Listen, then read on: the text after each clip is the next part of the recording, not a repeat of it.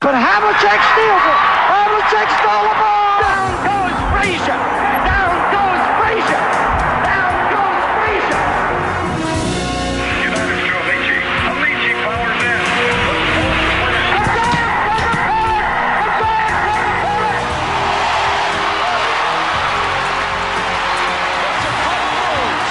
Won their 6th NBA championship. Gibson swings. This is going to be a home run. Unbelievable. I don't believe what I just saw.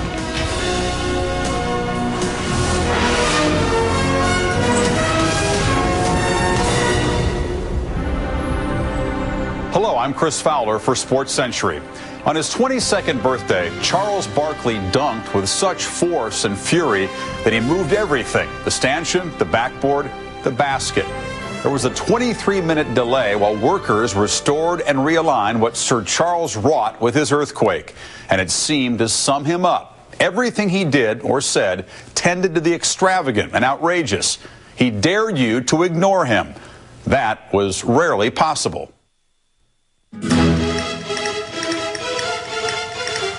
I can't think of too many more things more fun than covering the Dream Team, and particularly Charles Barkley in Barcelona. He was the king of Las Ramblas. That was the big party street in Barcelona. Charles was the life of Barcelona. Only Charles could have 5,000 people following him all over the place. He would go out and talk to people who were pretty unfortunate. And I remember one homeless woman who never asked him for anything. He just one day stuck a wad of bills in a bag.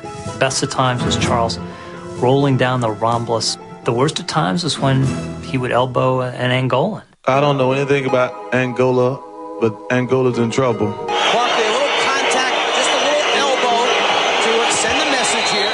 The little guys from Angola, they were out of control. They were throwing elbows as well. So Charles, being a competitor, he's going to throw an elbow back. I asked him whether that was in keeping with the Olympic ideal, and he said, hey, it's the ideal of the playground. This is the way you play. I said to Michael, Michael, why don't you have a talk with Charles? Get him calmed down a little bit. He said, we've tried, it's your turn. It was kind of hilarious political satire. I mean, what could be funnier than him, elbowing this guy, and then when called for, he said, well, who knows, he could have had a spear or something. You get the idea one way or another, he might cause an international incident. If Charles Barkley's colorful behavior kept opponents and State Departments on edge, he helped motivate the greatest collection of basketball talent ever assembled as the U.S. Olympic team coasted to gold. I thought of all of the players, he left the locker room with the most fire. He was really, really determined not to be embarrassed and not to lose that gold medal. He was definitely our MVP during that Olympic run. And still today, you sit there and watch him and say, how did a man his size be able to do the things that he did? I'll throw it down your throat like Barkley. Here we come, no doubt, clear the lane out. Isolation play, plus they got things to say. Banging wide to the board, oh Lord, the glass belongs to the top of the class, come on. Along the baseline, Barkley, 2 more. He's got 56 points. I mean, people talk about who there'll never be another. I think there'll be a long time before there's a 6'4" guy who can do what Charles Barkley did. Inch for inch, the greatest rebounder ever in the NBA. Smallest man ever to win the rebounding championship. His ability to dominate games physically at that height is something that I don't think anybody has really done before or since. Desire. Did it with desire and a big old butt. He was just telling me, you shoot the basketball and I'm going to get every rebound. And I tell you, he would get every rebound. His pure desire and his love for the game, he became an overachiever. Boards were only part of Barkley's game. One of only 4 players with 20,000 points, 12,000 rebounds, and 4,000 assists, he performed not only to win, but to excite. I think that part of Charles Barkley's contribution is that he understood what he was doing was entertainment, that you came and you wanted a show. I saw him kiss a guy when he made a game-winning shot. Saw him shoot free throws with his eyes closed. Saw him knock out mascots by the dozens. The biggest thing that Charles wanted was attention. And he got it as a basketball player, but that wasn't good enough. Charles Barkley was a fat kid who grew into a great basketball player, and I think he's very grateful for any attention that he gets. Charles liked to be surrounded by people and liked to have them reacting to what he was saying and doing. It was such a mix of good and bad and logic and illogic. It was a walking mass of contradictions. His thing is that you could never understand who he is. So trying to rationalize the things that he does, you'll never be able to do that. My idol a lot of times is Charles Barkley. I wish I could say what he says. I would personally like to tell all y'all out there who bash us to kiss my big black ass. You know, have you ever noticed that Charles Barkley gets in trouble because he tells the truth? He's a bad official. He's been bad the whole time I've been in the league. I hate he came back. I have heard him say things that I would kill anybody else if they said it. I would kill him in writing, I'd kill him on TV, but because it was Charles, you kind of just like, you laugh, and you don't want to laugh, but it's funny.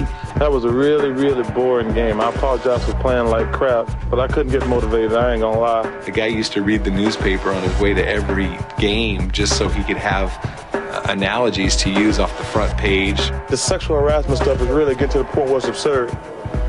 Oh, Paula Jones would be lucky somebody want to touch her ugly ass. Charles just came out and spoke what was on top of his mind and gave you almost that Muhammad Ali feel. Damn, Marley. Oh, my, then I'm just like every other woman in Phoenix. Can I have you? That same southern smoothness that kind of makes it good for the air. It's kind of like the difference between Ali and Tyson. Ali could say the same thing Mike Tyson said about I'll eat your children, and he'd have everybody laughing. You know, Tyson says it, and it's like they want to put him in an insane asylum. You know, some people can't tell a joke. Barkley can tell a joke. Oh, that ESPN News? Y'all still trying to rip people off with that old station, aren't you? I don't think I've ever said anything that nobody else has said. But if you're a regular person, you're giving your opinion. If you're famous, you're opinionated or you're controversial. He inspired more discussion over the importance or the lack of importance of role models in athletics than any single individual I can remember. I am not a role model. Charles had said it. All I did was, tighten up the language a little more and take a couple four-letter words out. Parents should be role models. What he was saying was take responsibility for your own children. You know, I'm not your daddy. Just because I dunk a basketball doesn't mean I should raise your kids. Barkley said what everybody ought to be saying. Don't wait for a professional athlete to mentor your child because he or she is a celebrity. He got this before anybody else. You're not something because you wish you weren't. He was very much a role model, whether he cared to admit it or not. There are so many single-parent families looking for help in raising their kids. And if he was going to duck that responsibility, that did make me angry. In retrospect, if the league had control over it, the league would never have let anything like that happen. I think that the reaction to I am not a role model suddenly cast him as the heel, the villain in the World Wrestling Basketball sweepstakes. I feel sure over the years that he didn't get the commercial spot because of his personality. But it works both ways. I'm sure he's gotten some because of his being outspoken. Anything less would be uncivilized. There's a lot of athletes that hire people to go out and work for them to make you think they're a nice guy. Charles is really a nice guy, but he'd rather think that he's a jerk. That was part of his charm, but that was also part of his curse. Before the 1995 All-Star Game in Phoenix, Barkley's playful impulse to shock burned the media wires. I'd been working on a sport magazine story on Charles for about 2-3 weeks. This big German guy sticks his microphone in, and he says, we're doing a story on NBA groupies. The groupie thing is a sick subject, and you guys should get a life. Thank you. That's why I hate white. And Charles just looks down at me, and he goes, that's why I hate white guys. And when the thing was over, I said to him, you don't hate white guys. And he goes, no, I'm just effing with you. Son's response to the last comment about white people was to say ESPN is a news organization trying to make news out of a non-story. Charles Barkley, through a spokesman, called it a non-story. The NBA had no comment. It was just a momentary lapse of stupidity for a moment. Charles being Charles, trying to be funny, and it wasn't funny. He got a lot of hate mail. It was really bad. It was really brutal. I think this certain segment of the population could not accept him. What they didn't realize was this pretty good heart that Charles had. He would frequently call our PR guy and say, I'd like to go to Children's Hospital, but if I see a camera crew or anybody from the newspapers, I'm not going in. The Celtics were playing the Sixers, and Barkley dove out of bounds for this loose ball and missed me by inches. And I was very pregnant at the time. And then afterwards, as I was walking out, he pulled me aside and he said, can I be serious for a minute? You really shouldn't sit there. I'd hate for anything to happen to you or your baby. Charles Barkley did some things which even those of us who really like him couldn't possibly justify or rationalize. But he gets a relative pass on a lot of that because generally he's so pleasant and outgoing. Spitting at people, throwing people through plate glass windows. I used to smile at it, but like most other people, I would say, why would Charles do that to himself?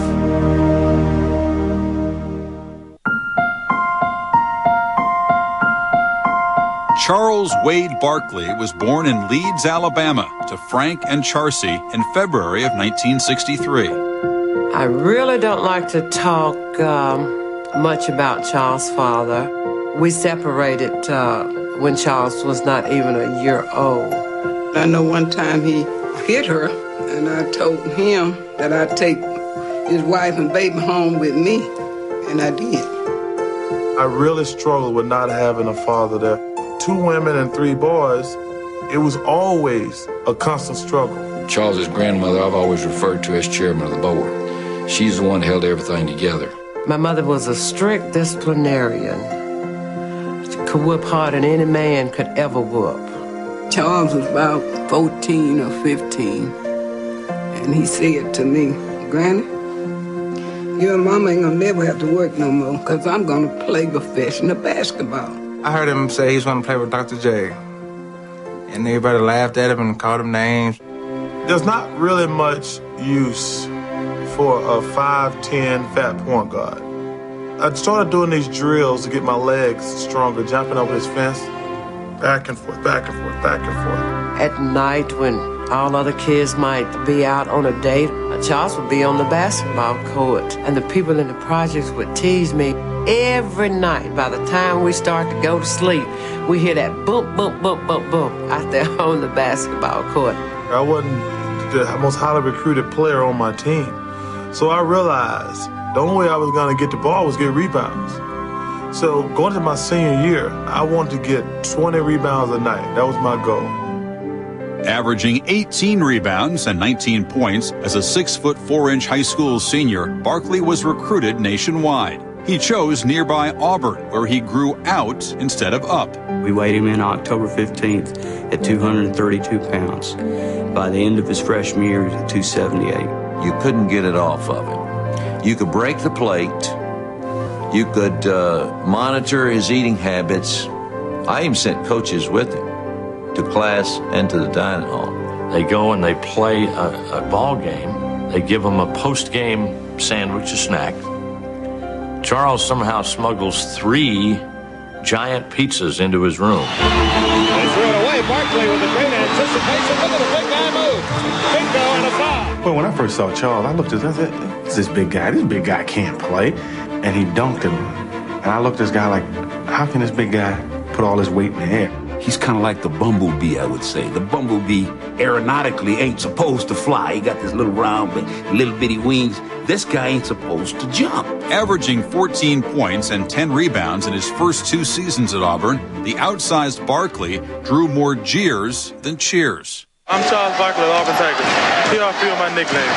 The Bread Truck, the Love Boat, Food World, the Frisco Kid, which is my second favorite, the Wide Loathsome League, the Town of Fun, the Good Time Blimp. And my favorite is the Round Mound, the Rebound. Went to different places to play to holler, fat boy, fat boy. He was a big kid. Some of the Tennessee people had got Domino's Pizza to deliver 2 pizzas to Charles on the court before the game. But the scorn of road crowds paled in comparison to the problems between Barkley and head coach Sonny Smith. Sonny pushed Charles in places that he'd never been and didn't want to be pushed in. Sonny told him, Charles, you could ever play, and practice should be a great play. He told Sonny, well, coach, you know, when the bright lights come on, I play. That's all that counts. He wanted to practice, but not practice hard. Instead of rotating across and taking a charge, Charles would rotate across and just knock the guy up in the stance. So I ran at him, I swung at him, and I hit him in the chest right here. He just backed off and said, Coach, don't hit me anymore. Look at him smiling. He's really a good kid. He's just got to work a little bit more at his work habits, have a little bit more desire in practice. So let me tell you something, son. You got a world of ability, but I watched you in practice today, and you're just going through motions. Listen to your coach. Your coach loves you. Your people here love you. Listen to them. They're trying to help you, man. I think once Sonny realized that he had somebody who was a little bit different, I think they came closer together, and I think it made Auburn a better team. As a junior, the rotund forward helped lead Auburn to its first NCAA tournament appearance, scoring 15 points and grabbing 9 rebounds a game. After the Tigers lost in the first round, Barkley was invited to try out for Bobby Knight's 1984 Olympic team. He was the best player on the floor, you know, better than Michael Jordan and Patrick Ewing and everybody who was on that team. I remember Coach Knight asking him to come back to minicamp within 5 pounds of his best playing weight. And then Charles came back and hadn't even touched a basketball. Come time for the first cut, Bobby Knight got up there and he started talking. The first name he called out was Charles Barkley. We were like, oh man, if he's cut, then well, I'm cut. If Knight didn't appreciate the cut of Barkley's jib, the NBA certainly did. In the 1984 draft, Philadelphia selected him number 5, behind Akeem Olajuwon, Sam Bowie, Michael Jordan, and Sam Perkins. The Philadelphia 76ers select Charles Barkley of Auburn University. I said, I want to play for 10 years and get 10 rebounds a night and make $1 million. And those were my 3 goals, because I want to just take care of my family coming out of high school. And I achieved all those goals.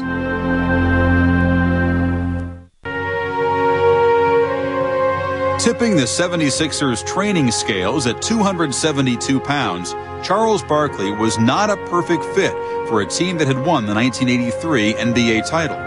Initially, I wasn't that excited.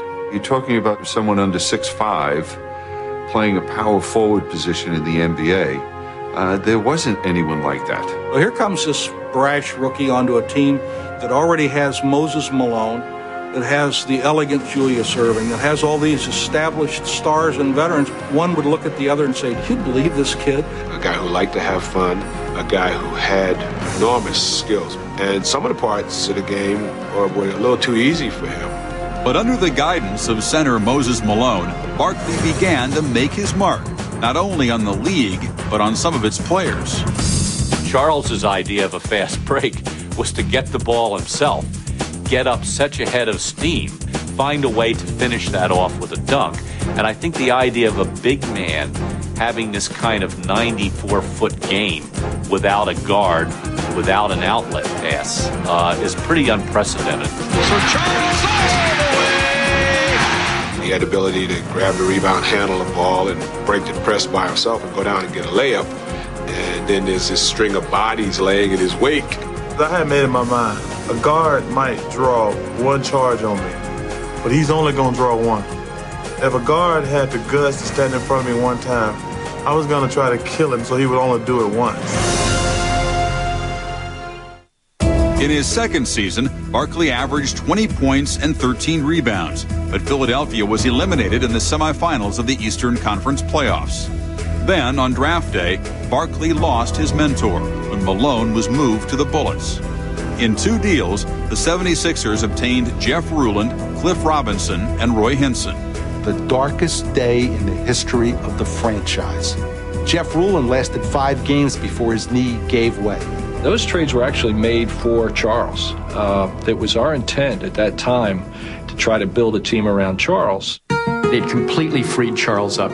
Charles became absolutely a huge major star because he had freedom.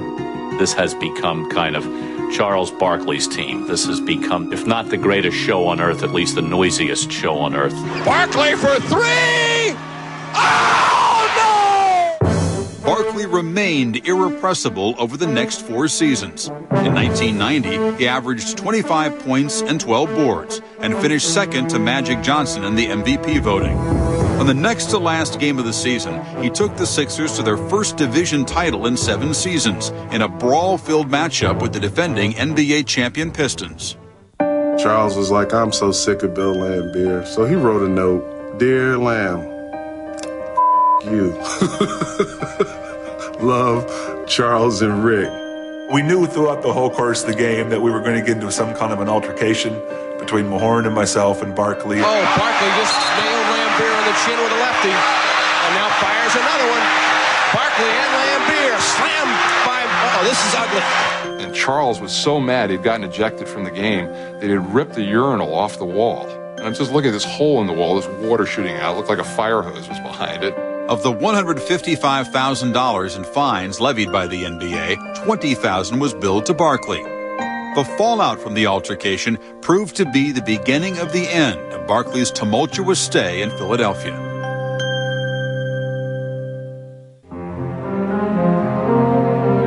In March of 1991 against the New Jersey Nets, Charles Barkley was the target of another's brashness. There's this one guy behind the baseline who was getting on Charles through the whole game, and it got progressively worse. Barkley just apparently had enough. Kind of watched him gather his spit together and just let it fly in the direction of the heckler, standing right really behind my daughter. The next thing I remember is Charles just spitting, and I got wet. I was like, oh my God, what just happened? He said, man, this is the worst thing I've ever done. I went too far this time. And I never heard him say that any other time, before or after. 2 days later, I got a phone call from Charles Barkley. He said that he was basically sorry and he would like to speak to my daughter. Even if I had to spit on that guy, he didn't deserve it. No matter how ignorant he was, I got to be bigger than that. Lauren taught me a great deal. And I think the best thing ever happened was the way she treated me.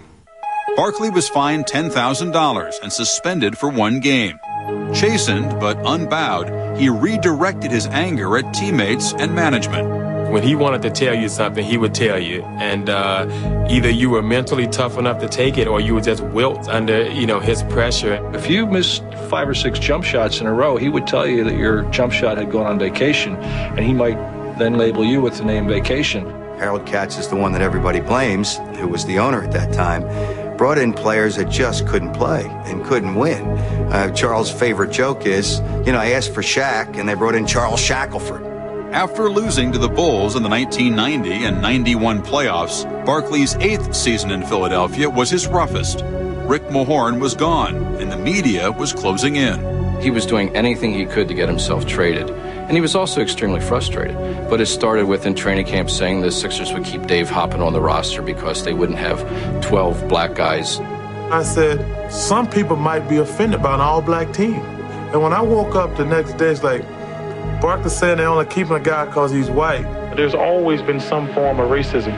Well, people never discuss it. It's 1991. If nobody ever discussed it, it's never going to get solved. I thought they were racist to me in Philadelphia, the press was. I would listen to other athletes in Philadelphia. They would say, we are really not good enough. We need to get better. But when I was said, the headline was Barkley bashed his teammates. He had finally decided that he was going to stop worrying what people thought of his comments, his responses to questions were. Stop thinking about it and say what you feel, say what you believe, and if you have to defend it, then defend it. He filmed a commercial, day of a game. Questioning gets around to Charles, maybe filming a commercial the day of a game is not a good idea. Charles announces in a booming voice, I'm a 90s nigger, which means I can do whatever I want to, whenever I want to. People say Charles Barkley is a racist. How can he be a racist? He's married to a white woman. Marrying Maureen Blumhardt in 1989 and fathering daughter Christiana that same year, the couple was not appreciated in every precinct of the city of brotherly love. The society here, for whatever reason, some small segment of that society wasn't ready for an interracial marriage that involved one of their heroes. Some people said some things that were cruel, and I know that bothered him, and they never said it when he was around. He didn't outwardly show signs of being affected dramatically by that. Did it bother him inside? I would bet you that it did. In his autobiography, Outrageous, Barkley left little unsaid. But when it exploded in bookstores in late 1991, the author tried to look the other way. Phones lit up, and one of the callers was Charles Barkley. And Barkley said, "Bill, I was misquoted in that book." You claim to have been misquoted in your autobiography. Dave,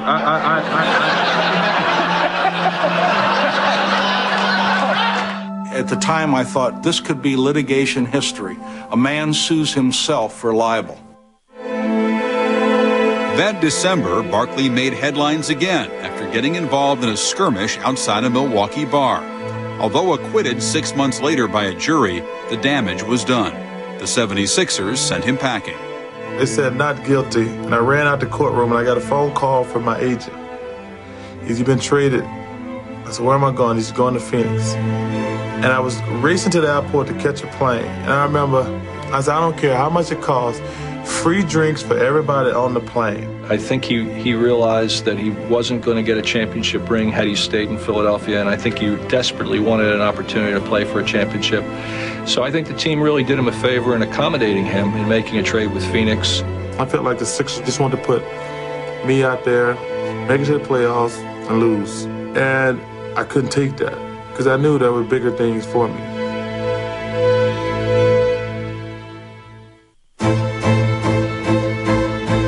Charles Barkley was the biggest figure of any kind, sports or otherwise, ever to hit Arizona. It was really Charles Barkley comes to Hooterville.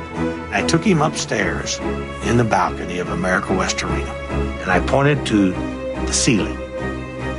I says, that's what you can do for the Phoenix Suns. You can bring them a championship.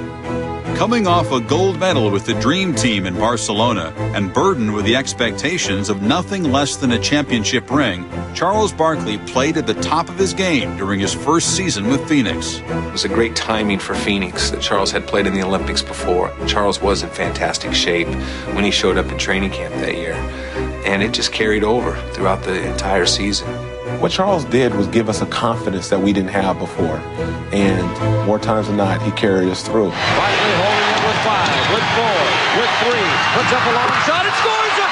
He scores it! Averaging 26 points and 12 boards, Barkley won his only MVP by carrying the Suns into the 1993 NBA Finals. Waiting for him were the champion Chicago Bulls and his close friend. I can't express the depth of me and Michael's relationship. As far as him being my brother, he's always been there for me, always behind closed doors. Sometimes I dream that he is me.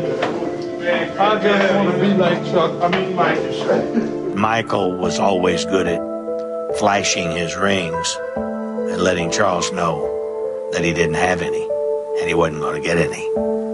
Maybe only a friend could do that. I think it's important for Barkley to be around Jordan because he feels it elevates and cultivates him in some way. Jordan watched him on TV one day and called him up and said, you got to start dressing right. You're a black businessman in America here. Put on a suit. Michael doesn't need to cultivate friendships. And I think it was part of this irrepressible Barkley nature. Charles was able to say things that Michael might have felt like saying, but they were coming out of the mouth of Charles. I remember Jordan saying, I wish I could say some of the things that Charles Barkley says. Is America going to love you as much as Jordan by the end of this? Love me? Oh, I'm their worst nightmare. A brother who won't be quiet. The Bulls and Jordan provided Barkley and the Suns with a nightmare of their own, winning the first 2 games in Phoenix. But Sir Charles answered in Game 3 in Chicago. This was the moment when, wait a minute, I can be on a par with Michael Jordan. I can be the best basketball player in the world. I'm going to play this one to the hill. And King able to get to Barkley on the other side. Barkley would not let his team lose. You know, every overtime, every timeout, he was like, come on, come on. He was patting the guys on the back, and he was just willing them to victory. Barkley's 24-point, 19-rebound performance in Game 3 brought the Suns back into the series. After the Bulls responded by winning the fourth game, Barkley scored another 24 points as the Suns took Game 5. The Bulls have to schlep back to Phoenix. They're in a foul mood, and the Suns have the lead late. The Bulls had made up their mind that they were not going to let me score. And we got a turnover, a missed jumper, and another turnover. With Phoenix leading 98-96 with 14 seconds remaining, Barkley made a questionable decision. The Suns by 2. Well, Pippen got the snap. Charles went for the steal, and Pippen started to drive. I could see Horace Grant open on the baseline. And before I could even turn around, he just hot potato right back out to Paxson, and I just went, please miss. Please miss. There's Paxson for 3. Yes! The Bulls take a 1-point lead, and Phoenix calls for time. Had Charles played more conservatively, maybe they would have won. The Chicago Bulls have 3 straight NBA championships. Although Charles outwardly might not have expressed to everyone his emotions about losing that series, inwardly there was no one that hated more to lose to Michael Jordan and the Chicago Bulls than Charles Barkley. You want to say it was a great year, but you feel so bad right now. I know he must have thought, you know, if I didn't beat that guy this season, I don't think I'm ever going to.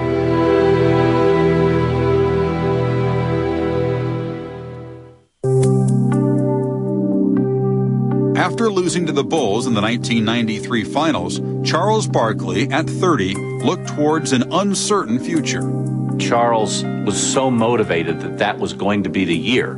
His body was breaking down a little bit. He didn't quite take care of himself in the off-season, you know, the way he should. Because he was so good and so gifted, Charles really didn't believe that he had to keep his body in shape and work at it. Charles was playing golf, eating pie and ice cream, and having a good old time in the off-season. But when the fourth quarter came, Charles wanted to win as bad as anybody else. With elbow, back, and knee injuries, Barkley considered retirement in each of his last 3 seasons with the Suns.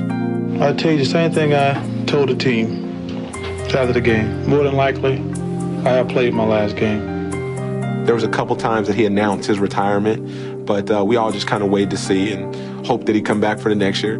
I convinced him that he was given a gift, and we needed him very badly. Barkley stayed, but after blowing 2-0 playoff leads to the Rockets in 1994 and 95, the sunny atmosphere in Phoenix darkened. Much of the drama fell on Barkley and Kevin Johnson. Charles and I got along as players. We had different interests. I don't know if we both tried as hard to make the relationship work. You know, there's a story of Charles saying, KJ, come to the strip club with me and I'll go to church with you on Sunday. And, you know, KJ fulfilled his end of the bargain, and Charles said, no, I'm not going to church. In August of 1996, 16 days after Barkley won his second Olympic gold medal, he was traded to Houston. If he was still effective on the court, his relationship with the public was increasingly tenuous. When a woman in Scottsdale tore up his autograph, he poured beer over her head. 3 other incidents in which punches were allegedly thrown resulted in no punishment for Barkley. You can't talk to Charles and tell him, all right, Charles, don't put yourself in a position to where you could get in trouble. You got to be kidding. Charles Barkley's Charles Barkley. That's part of his persona. I opened my Marley Sports Grill in 93, and I remember he used to come in after games, and we'd have to put bouncers around his table because there would just be crowds of people, 8, 10 deep, just standing there looking at him. He was a very accessible guy. Allowing that access, you also get some people whose objective is not friendly. I've seen other athletes in these type of situations. They just say, oh, you know what? We better get the hell out of here. This is a no-win situation. Charles wasn't able to see that. He couldn't walk away because it's not in Charles's nature to walk away. He interpreted that as a sign of weakness or vulnerability. That's what made him appeal to the working people. He wasn't a saint. He was just Charles. And if you rubbed him the wrong way, he had the right to get mad. In October of 1997 in Orlando, a party came to a crashing end. The little guy said something to Charles. Charles followed him outside. All he said was, "Hey, you gonna give me some respect?" And he pushed the little guy against the wall. It just happened to have some mirror there. When Charles pushed him, the little glass fell on the floor, and of course the little guy acted like he was dead at that point. This is the victim, 20-year-old Jorge Lugo, moments after being released from the hospital. He's banged up after he was tossed through a plate glass window at Phineas Fogg's. Eyewitnesses say it was Houston Rockets player Charles Barkley who did it. Let there be no conflict in America. If you bother me, I'm going to whoop your ass. I threw him through the window. So they asked me, did I have any regrets? I said, yeah, I regret that we were on the first floor. That's about it. I wish we were on like the third floor, so he could have failed. Barkley settled with Lugo for a reported $75,000 and paid a $320 fine to an Orlando court. Although he received no suspension from the NBA, the league threatened to cut short Barkley's career unless he secured a bodyguard. He doesn't have a posse. He doesn't have a bunch of people. He would come to things by himself. And finally, the league said, you can't do this anymore. You know, they made it very simple. I'm either going to retire or get security. And that's pretty simple. I meet 50 people a day. So I probably met, you know, 1 million people. And 1 million have been great. 5 or 6 have been really bad. I wouldn't trade that for the world. I don't mind those little 6 or 7 negative things because I meet the most incredible people. I think Charles, it's one of his greatest traits and it's one of his worst is that he just wants to be a normal person. And unfortunately for him, he can't be a normal person. Back on the court, Barkley's drive for that elusive championship ring was fading, despite Akeem Olajuwon and Clyde Drexler at his side. Then, in January of 1999, Scottie Pippen replaced the retiring Drexler. We had this thing called the Breakfast Club, him dreaming. Scottie would work out, they would lift every morning and get their bodies right. I see that Charles and Scottie have a very good relationship, the way they talk and joke around. But when Pippen demanded to be traded after the season, Barkley fumed. Having deferred part of his salary so the Rockets could obtain Pippen, he demanded an apology. I gave up more than anybody to get Scottie. And for him to want to leave after 1 year just disappointed me greatly. That's his opinion. He's a very selfish guy. He doesn't show me the desire to want to win. I probably should have listened to Michael when he said that Charles never will win a championship because he doesn't show any dedication. If anything, he owed me an apology for coming and play with his sorry fat butt. Michael called me from Monte Carlo. Hey, man, you know I would never say anything bad about you. Whatever Scottie said is BS, let that go, and don't worry about it. 3 days after bashing Barkley, Pippen became a Portland Trailblazer. But in the wake of Pippen's exit, there remained the question, why hadn't Barkley won a title? I think he wants to be seen in the echelon of the Jordans and the Birds and the Magic Johnsons, but in my mind, he was one step short of that single-minded drive. Winning to Michael was like Vince Lombardi. It was everything. And maybe it wasn't everything to Charles. That didn't mean he didn't want to win, but he might not prepare himself. There's no question that his lifestyle, I think, had some detriment on his level of play. Could he have kept himself in better shape and gotten to bed before closing time once in a while? Yeah, he could have, but that's the way he attacked life. There's so many things going into winning the championship. Charles Barkley was not the reason why teams did not win championships. He's always said, you know, that's not going to define me if I never won a championship, but I think it really bothered him, and I think it bothered him really throughout his career. I don't know if it will ever haunt him. I think he's such a good-natured human being that he's going to let it go, but I think deep, deep, deep down in his heart that if he ever won a championship, he would have felt totally complete as a player.